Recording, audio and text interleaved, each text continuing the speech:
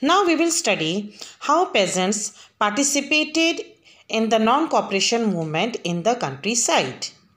Here they have given example of peasants of Awadh. In Awadh, peasants were led by Baba Ramchandra, who had returned back from Fiji. He was taken there as an indentured laborer.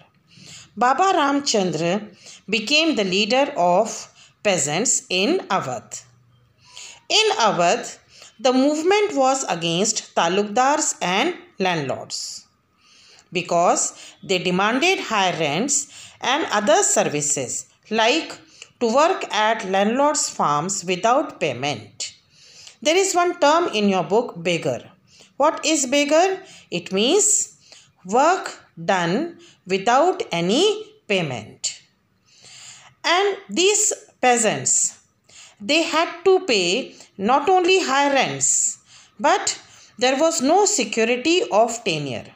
We have studied earlier that majority farmers were landlords and they had taken land on rent from the landlords.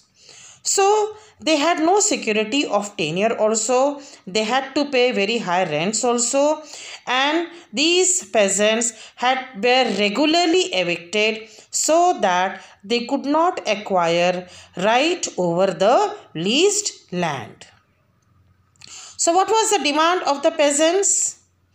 Reduction of revenue, abolition of beggar, and social boycott of oppressive landlords.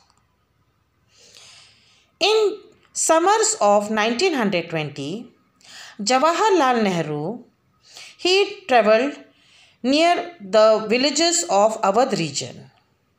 He listened to the grievances of the peasants, and Jawaharlal Nehru, along with Baba Ramchandra and few others, in October 1920, had set up Aundh Kisan Sabha in the interest of peasants. And 300 branches were set up within a month. Now, how this movement folded, which made Congress party unhappy.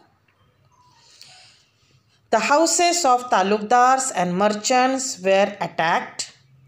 Markets were attacked. Hoarded grains were taken over.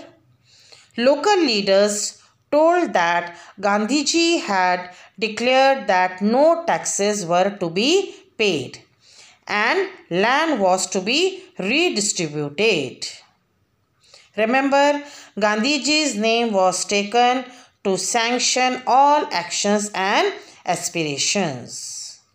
And this is the reason that why Congress became unhappy the way peasants participated in this movement.